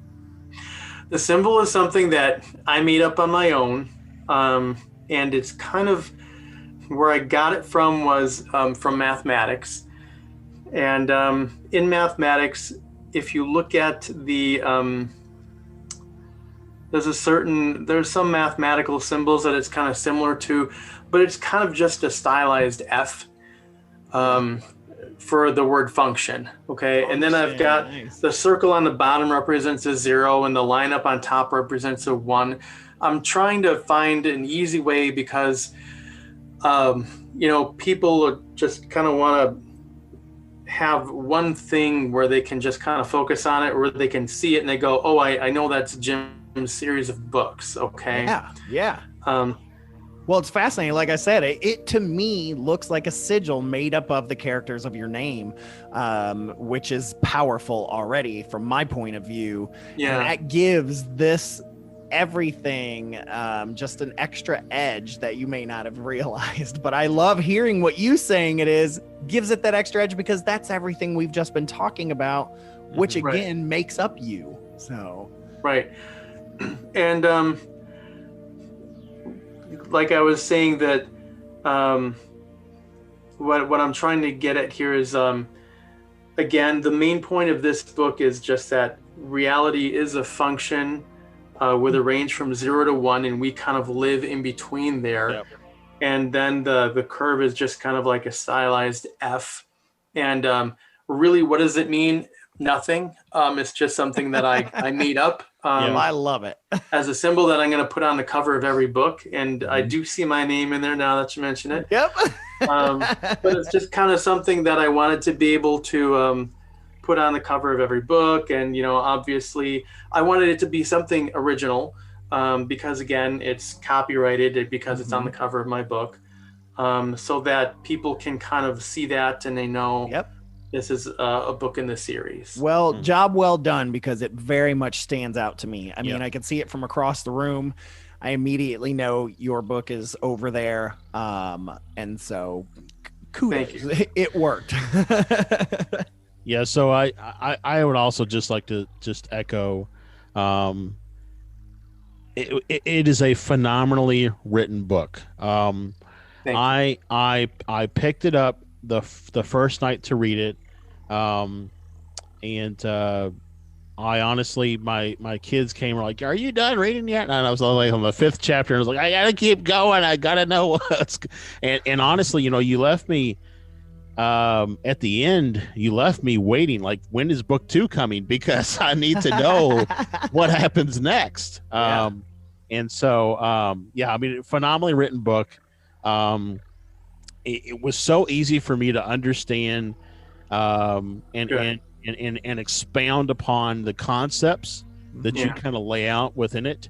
And I get that what you are, the story is just, the nice wrapper, if you will, around your whole reality argument of, you know, 0 to 1. You know, in fact, I think you mentioned that probably 3 or 4 times throughout the book, that whole concept or idea of the 0 to 1. So yeah, I really, again, phenomenal book. Anybody should pick it up and read it, and I hope that you write all the rest of your next books as well, because I really want to see where things are going. Terrific. Thank you. I'm gonna need to see that Netflix series as well. I did try to keep a few things in mind, because over the years I've read some incredible philosophy books, and I know that they sit on shelves in libraries and gather dust. And one of the things that I tried to write with in mind is that people, more than anything, humans care about people and their relationships with other people. Mm-hmm. So the story, even though it's all true, because I know a lot of people are going to say that's not true, and I'll say it doesn't matter. It is true, but it doesn't matter if you believe it or not. Yep. Because really, I would have originally I just started writing down a book of these really cool ideas, and then I thought, no one's really going to care, because people care about people and their relationships with other people. So I tried to, and I knew I had this incredible story here, so I tried to weave this story together with these ideas in a way that people would care and then want to read more. And the third thing that I worked on with editing is I just wanted the book to be just the language to be really easy to read. I'm finding the best compliment I'm getting is of the 10 or 12 books I've sent out so far, everybody's read it and finished it. Yeah. And people are saying they can finish it in a few hours, really, if they just sit down and read through it. And that's, to me, is the best compliment I can get. I'm really happy that people are reading it and they're interested, and the ideas are hitting home with them, and they're understanding them. So, well, like I said, I've said this 2 or 3 times. I mean, you have a really great way of explaining very complex things in a very layman kind of way, but still where it holds interest, and it's not a boring layman kind of way. Like it's fascinating. Thank you. So before we wrap up here, because we are running out of time, I just wanted to touch one last bit, which was the title, The Way of Existence, and kind of how that came to you and what that was all about. I am going to talk a lot more about that in the second book. But basically, the idea is that it's kind of going back to the William Shakespeare kind of thing. It's to be or not to be. So we've got this this range of existence between 0 and 1, between existing and not existing, and where we are now is we're kind of somewhere in the middle. And remember, I said we're quarantined as a freedom. I think the world all around us kind of shows us what the universe is like. It's like giving us a preview, okay, of what existing for forever in this, this universe and beyond would be like. And it's kind of like that's what the way of existence is. The universe has a way that it exists, and in order for us to go on and exist forever, we have to exist in harmony with that way. We don't have complete freedom in that we can just do whatever we want, however we want. We have to learn how to be in harmony with the universe, and that's something that is a very long journey. There's a lot to learn, and that's pretty much what it's about. But eventually, and I talk about this in the first book too, we eventually make the choice to either go to the upper limit, and exist forever. And I want to stress, I say exist forever, not live forever in this body. And again, I'll talk more about that in future books. Or if we don't like this, if we look around and we don't like this, then we don't have to exist forever. But then the only other alternative is to then go to that not existing at all. And that's where the way of existence comes from, is I'm trying to help people, not teach them what the way of existence is. That would be far too big, for anybody to understand or me to understand. But just kind of tell people, hey, you have this choice to make, because most people don't realize that they do. And I want to help people get started on that journey of learning. Yeah. And that's what I call it. I call it learning about the way of existence. One of the things that the concepts that I've really been thinking about, and Stefan, you and I have talked a little bit about it in the past, is this idea that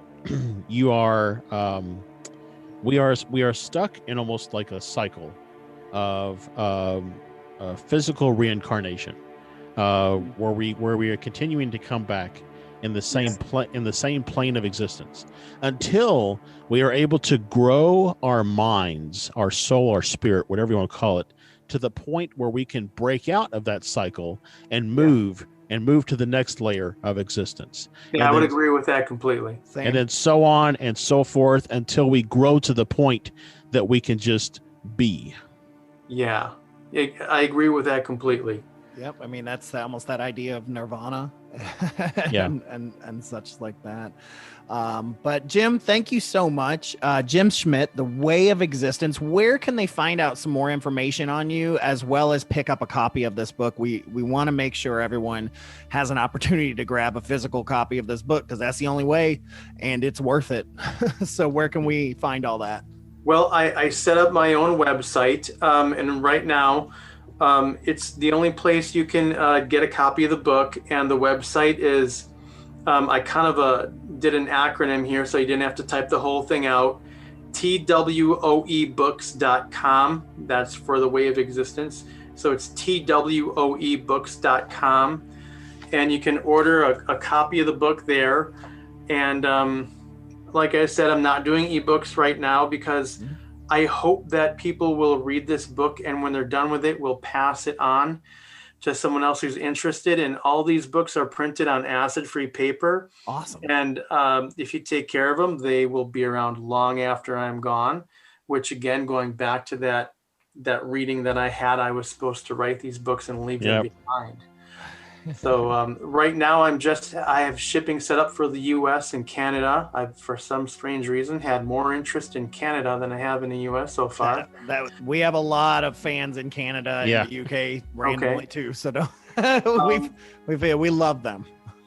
At my day job, I actually have been doing professional B2B and retail sales for about 20 years. And I have experience shipping all over the world. If someone is in another country and they would like to order a copy of the book, I will ship you a physical copy of the book. I'm not sure how much it's going to cost. I know to send to a lot of countries, it's running the equivalent of about $25 US. Yeah, that's what I've been seeing with things, is around $25, $30 for most countries. And I would ask people to please be understanding of that. At some point in the future, I may do some ebooks to get the message out further, but the idea is to get a lot of these paper copies out into the world so they can be passed from person to person to person long after I'm gone. And I know I'm not going to make as much money because one person could buy it and pass it to 10 other people who would have bought my ebook. That's okay. I don't care about that. So I ask for people's understanding and thank them for their patience. Absolutely. And Josh, will we be able to put a link on that on our website as well? We usually do that with authors, right? Yep, we will. Yep. And so if you're having any trouble getting to that, you can always go to our website onto our, I believe it's our authors page or guest page, and you'll be able to link that there as well under Jim Schmidt. But Jim, again, thank you so much. Yep. We are so looking forward to the rest of these books. We cannot wait. When you get that second book out, please holler at us. We would love to have you on again and help you push it. And we'll be pushing this book for you because it's just remarkable. Yeah. Thank you. And I definitely would love to be back. Thank you very much. Oh, yeah. We can talk math and philosophy all day, man. Great. Thank you so much. Thanks for having me. Wow. Thank you, Jim, so much. Make sure to get a copy of his book. We highly recommend it. It's a fascinating read. You know, he's got some more coming down the line. Get out there, check that out. Again, thank you, Jim, so much for taking time to join us today on FearScape, man. We appreciate it. Great.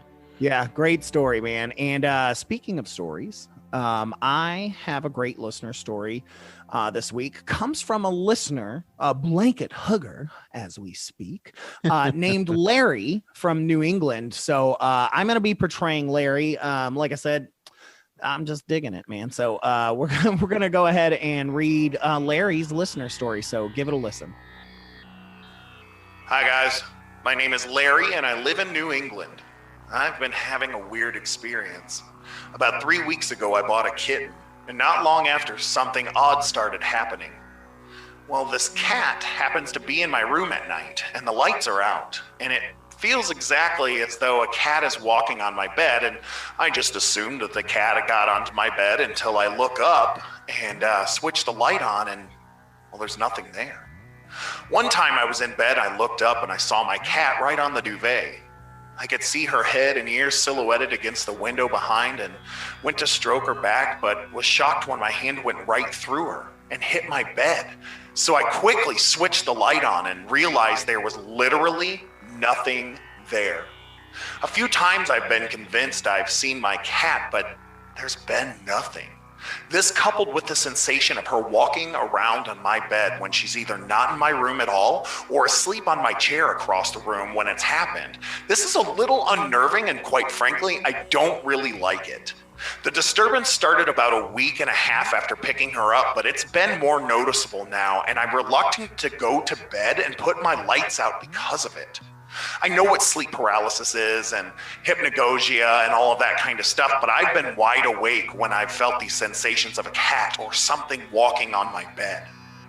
I've never owned a cat or a dog that's died recently, apart from like 30 plus years ago when I was a kid, and this is essentially the first pet I've had in my flat in the 11 years I've lived here. I rarely post to your guys' group, as I only really want to post if something significant has happened, and well, guess what? It seems like I have an issue. So I'm going to tell you right now, ghost cats are huge. You've heard Santosh and I talk about it. We had a shit ton of ghost cats at our 4th Street apartment in Old Louisville. They are always attracted by other cats because cats are pack animals. And if it didn't happen until the kitten got there, it could be, what if this was the mama cat that maybe passed away? Yeah, so I've got a ghost cat in addition to my 2 actual cats. And something that I've been toying with lately is felines have always been said to have 9 lives, right? Right. So what if it's literal? What if, like, when your cat physically dies, its energy comes back as another cat? So almost like reincarnation. Yeah, exactly. But they only get 9. They only get 9. And then they become a Buddha. Right. But I mean, but what if that was the case and your ghost cat is actually its previous life force? Right. Oh, that's interesting. That's a really kind of neat thought. So, but needless to say, Larry, the point of all of this is to tell you this is not a new thing. Ghost cats are a very common thing. More than ghost dogs. You rarely hear about ghost dogs. Ghost dogs are usually, they tend to be with the owner that also died. Like that's that a lot of times when I hear stories about ghost dogs, they're with the owner that had also died. But ghost cats, they do their own thing, man. I mean, ours used to rub up against our legs and we'd look down to see our cats there. Nothing. So yeah, and also nothing to be afraid about because they're just there to chill.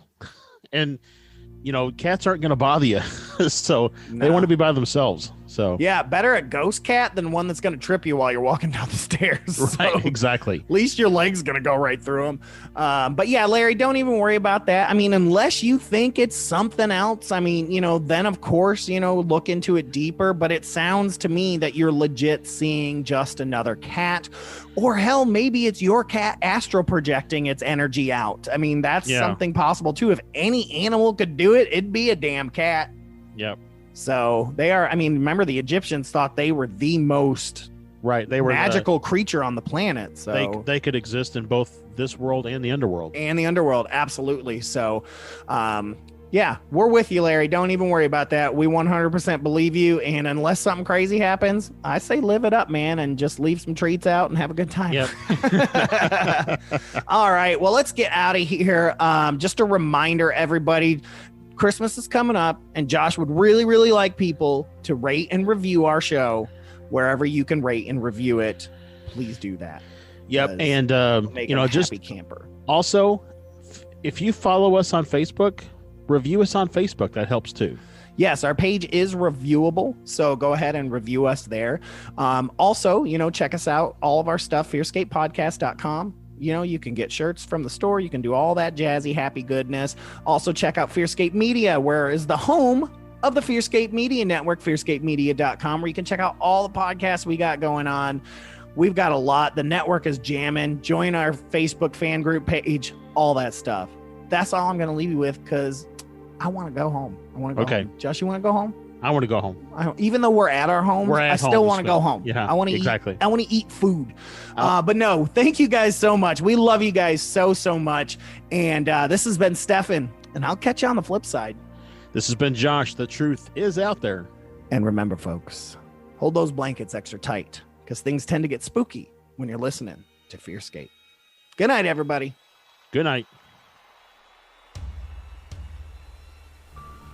I'm so glad you were able to join us for that horrifying discussion. I hope they didn't frighten you too much. Tune in next week for even more research into the nightmarish and haunting creeps and spooks that we tell ourselves don't exist, but we know they do. Make sure you have your blankets, that you hold them extra tight. Next time on FearScape.